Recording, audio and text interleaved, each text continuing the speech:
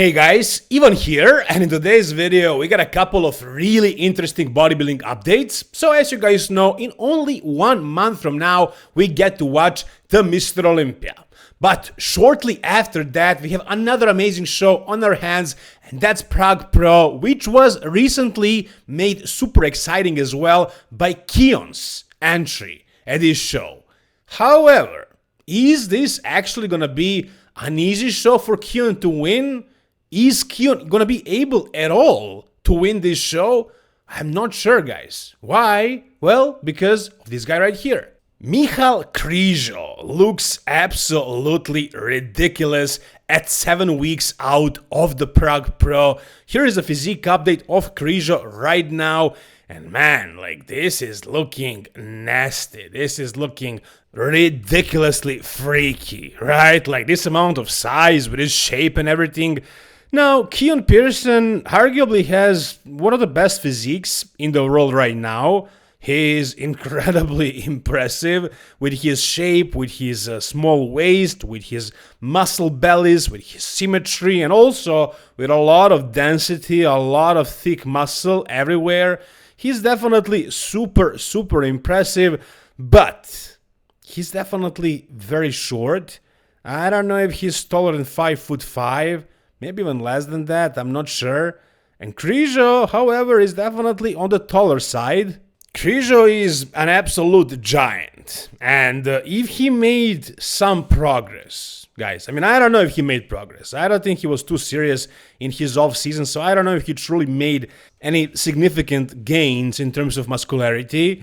I do believe his posing is improved, and that he's going to improve it even more up until the Prague Pro. I mean, this guy will never be a great poser. Keone is a phenomenal poser. Krizo just doesn't have that gift. He's just not meant to have those kind of gracious moves.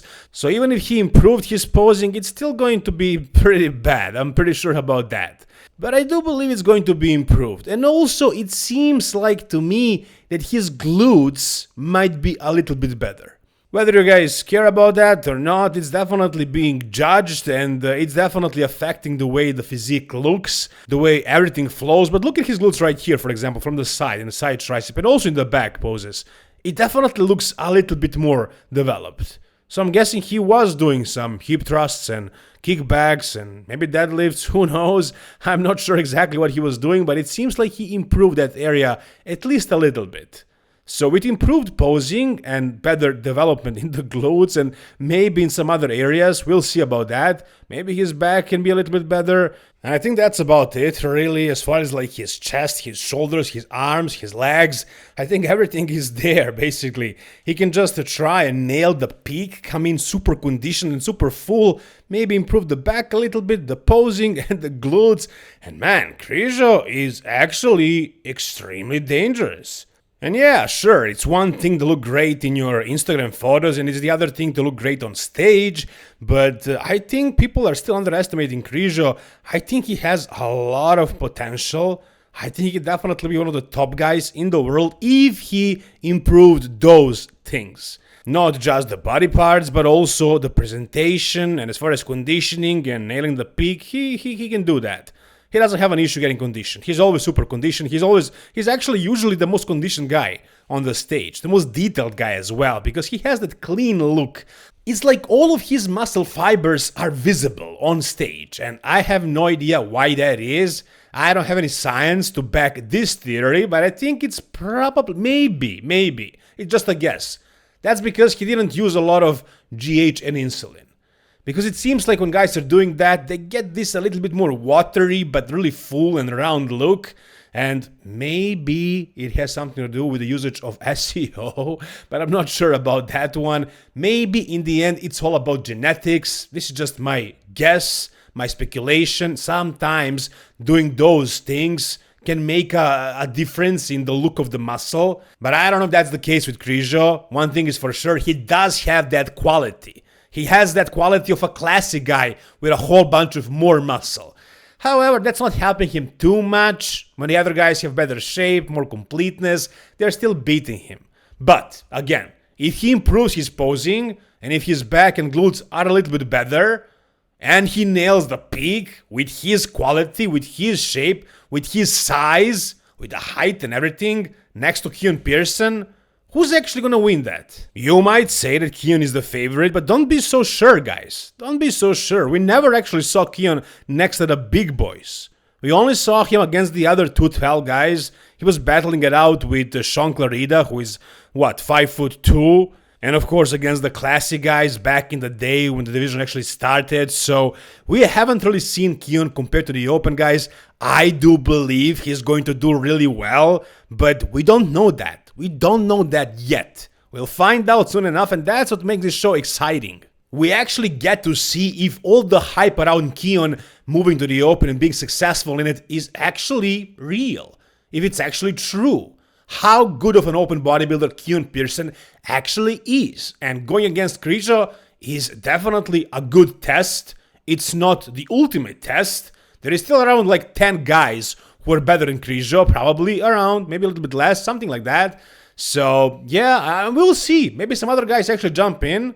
But if they don't, if it's just Krizo versus Keone in the top 2, and Keone actually beats Krizo, that definitely sends us a message. But if he loses, that's also sending a message. Whatever you guys think, tell me down below. Alright, now the next thing I wanted to talk about is not about Urs Klecinski. Imagine that, a video that's not about Urs these days, but I have to mention Urs as well, because I'm looking at Mike Sommerfeld right here. The favorite to win the Classic Physique Mr. Olympia, and unarguably the biggest guy in Classic Physique. Sure, Urs may be a bigger guy, I mean maybe he's bigger in the off-season, but on the stage, when they actually make the weight, Mike actually holds the most muscle. So I'm looking at this most recent photo of Mike and I'm thinking, how far behind Urs Klecinski is this physique right here? And this is Mike Sommerfeld, who is prepping for the Classic Physique Mr. Olympia, who's actually 4 weeks out. So he's dieting down, and also he's probably not too concerned with losing muscle. You know, he's probably not really blasting it. He's probably just trying to get in shape and to, keep some hardness, and that's about it. He's probably not blasting things in the off season or in the prep. So a 4 weeks out version of Mike Sommerfeld, that's 4 weeks out of a classic show, Classic Mr. Olympia. How far behind is this physique of a open show winning physique of Urs Klecinski? Would Mike Sommerfeld be able to win an open show without even doing an off season, without even peaking differently, with actually just showing up the way he's showing up in the classic shows? I mean, look at his physique right here, right now. This is at 4 weeks out, so obviously he's not exactly in contest shape yet. He's kind of close, but not exactly there. He's going to have to lose a little bit more of weight, but I think from this point on, he's just going to get even more impressive. I think he's going to just get harder, and he's going to create an illusion of having more size, more muscle. But with these measurements right here, with big legs like this, with a small waist, relatively small waist, I mean smaller than Urs's today, yeah, with lats popping out, with arms huge like this, with chest big and wide, with shoulders super wide, could this physique be winning open shows the way it is right here? I mean, I don't know if it's actually that dominant to be winning pro shows just the way it is, but imagine if he just did an off-season. A shorter off-season. Let's say 4, 5, 6 months of really blasting it, really trying to get as big as possible, and then also just getting lean enough, not super shredded like he is in classic physique, as shredded as Urs, and just peaking for that show, coming in super, super full, without sacrificing any size, any fullness. Imagine that, guys. That would for sure win a level of a show that Urs just won.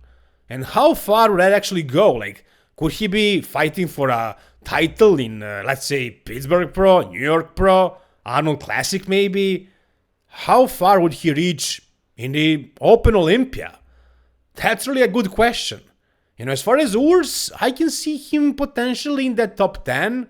Best case scenario, with his shape, with his size now, and with the details, with that grainy conditioning in the glutes and the hamstrings and really everywhere else, I can see Urs being in the top 10. It's not unrealistic, I think. But Mike, with a good off-season, man, I can see him in the top 5, for sure. I can definitely see him battling it with Martin Fitzwater and the other guys. Let's say Keone also jumps in the open. I would see Keone there as well. Keone, Martin, Mike, Andrew Jett, who is a completely different physique, but he's in that ballpark, I would say. That would be really something crazy. Is that ever going to happen? I doubt that because of Mike's autoimmune system disease, so he probably wouldn't risk it to push his health that much, but I think he definitely has a really good shot at making a serious impact in open bodybuilding. That's the way I see it, guys, based on this photo and based on what generally Mike brings to the stages. Whatever you guys think, tell me down below. And finally, we got something pretty freaking impressive from Hadi Choopan. Man, it seems like Hadi is coming strong. I don't know if people are actually seeing him, if people actually have him winning this Mr. Olympia, but it seems like to me it's shaping up like he's coming in the best shape of his life, and based on what I'm hearing, he will have no issue entering the United States. We'll see about that, but that's the word on the street. And also it seems like Hani Rambert is probably coaching Hadi secretly.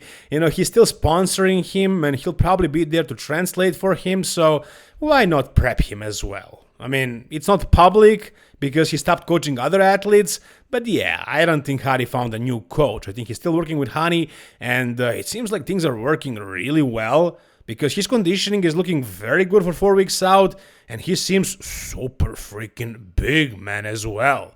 Like, really big and full. Look at the freaking pop in those freaking delts and the arms and the chest as well. Look at the chest separation right here. Look at this. Crazy. Who has this? Derek? No. Samson? No. Nick Walker? No, I don't think so. I don't think anybody has this kind of separation, this kind of quality, basically everywhere. Especially in the chest, legs, abs. However, there are certain areas where you don't see that quality, and that's Hadi's arms and his shoulders, and probably like his lats, that part of his back. Why is that?